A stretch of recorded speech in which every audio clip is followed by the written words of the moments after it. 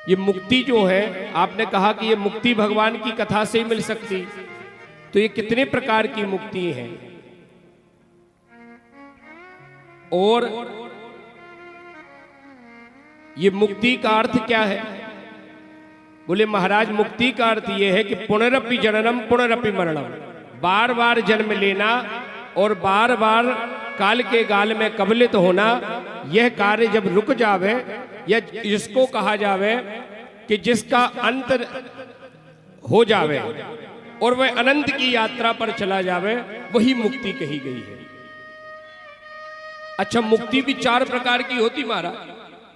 अब आप पूछोगे कि मुक्ति जो है तो क्या है, तो 4 प्रकार की मुक्ति है। इसमें एक मुक्ति है जिसको कहा गया सालोक्य मुक्ति, सालोक्य मुक्ति है। इसमें भगवान का जो लोक है, जैसे अपना ये मृत्यु लोक है, इसी तरह से भगवान का लोक है, शिव लोक है, विष्णु लोक है। तो भगवान की जब सालोक्य मुक्ति होती है तो वह मनुष्य भगवान के लोक में जाकर के निवास करता है। दूसरी मुक्ति कही गई है सामीप्य मुक्ति। यह सामीप्य मुक्ति भी भगवान की कथा से मिलती है। और कौन सी कथा से? इसी कथा से। इसमें क्या है, जीव भगवान के करीब रहता है। सामीप्य मुक्ति में जीव का मृत्यु हुई और भगवान के लोक में जाकर के भगवान के समीप रहने लग जावे। अब जैसे कोई प्रधानमंत्री का कोई सहयोगी होवे और प्रधानमंत्री जी के साथ में रहता होवे तो उसका कितना मान बढ़ जावे। इसी तरह यह दूसरी मुक्ति जो है सामीप्य मुक्ति कही गई है। तीसरी मुक्ति कही गई सारूप्य मुक्ति। यह भी मुक्ति बड़ी श्रेष्ठ है महाराज। इसमें जीव भगवान के समान रूप धारण कर लेता है।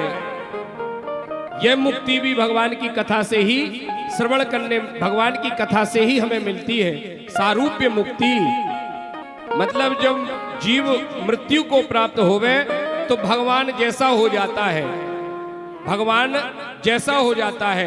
ये तीसरी मुक्ति कही गई है।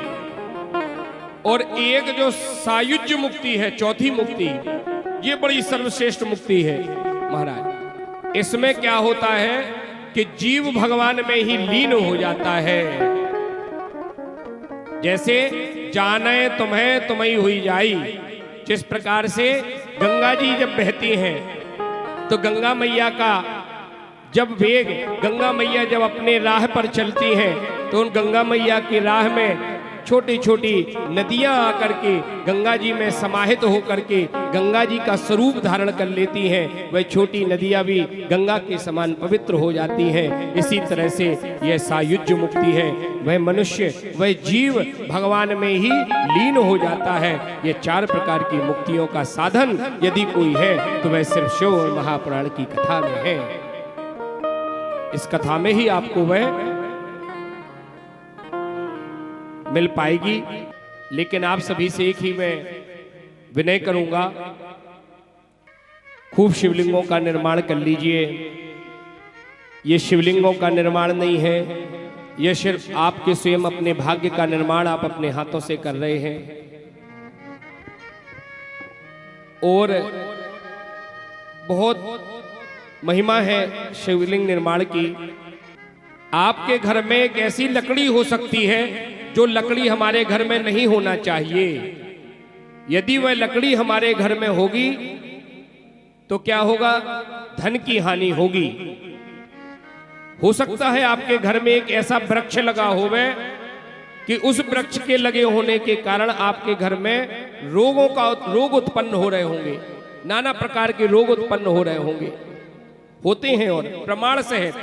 और जो बात हम आपको यहां से बतलाएंगे पुराण के माध्यम से व्यासपीठ के द्वारा, वह पूरी प्रमाण सहित बतलाएंगे, बिना प्रमाण के नहीं। जो शास्त्रों में वर्णित है उसी आधार पर, मनगढ़ंत नहीं बतलाएंगे।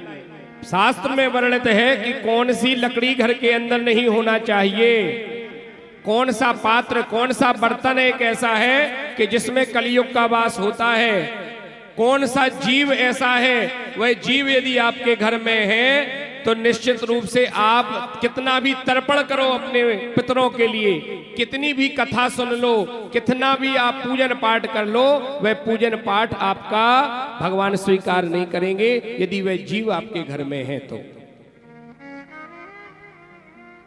तो ये सब बातें किस किस को जानना है बतलाओ, बतलाएंगे शास्त्र सम्मत।